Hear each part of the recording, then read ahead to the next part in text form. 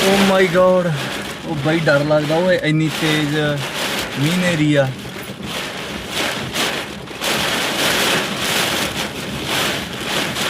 ਵਾਹਿਗੁਰੂ ਵਾਹਿਗੁਰੂ ਵਾਹਿਗੁਰੂ ਵਾਹਿਗੁਰੂ।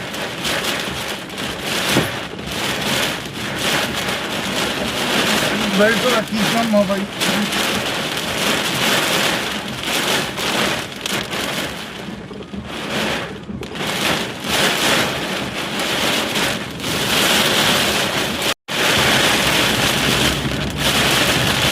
भाई बहुत ज़्यादा हनेरी सी, बहुत ज़्यादा तूफान होने भी आ।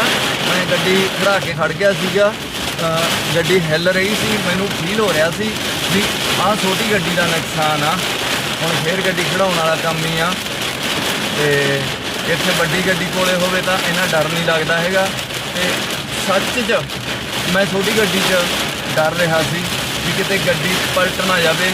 जिथे मैं खड़ा सी उत्थे नीवीं जगह सीगी बिल्कुल, ਤੇ ਇੱਕ ਵੀਰ ਭੱਜ ਚੁੱਕਿਆ ਮੋਟਰਸਾਈਕਲ ਤੇ।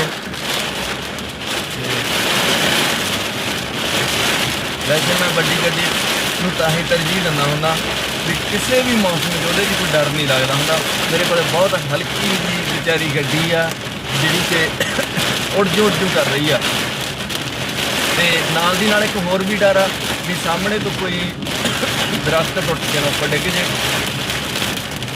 मैं देखना कितने जिथे दरख्त ना होया उत्थे लाउणा। जे बिना दरख्तों की आड़ तो खड़ते तो हनेरी बहुत ज़्यादा सी, हवा बहुत ज़्यादा सी। दफ्तर चों तुरन लगे थोड़े जे लेट हो गए। मैं मेरे नाल बूटा होंदा, बूटे में जाके बूटे चलीए उसके नाल चलते हैं। अरे वो पता नहीं कितने फसया हो। तो ओ माई गॉड, इधर बेचारा एक पप्पा है भी वीर आ साडा, वो भी फसया पिया। देखो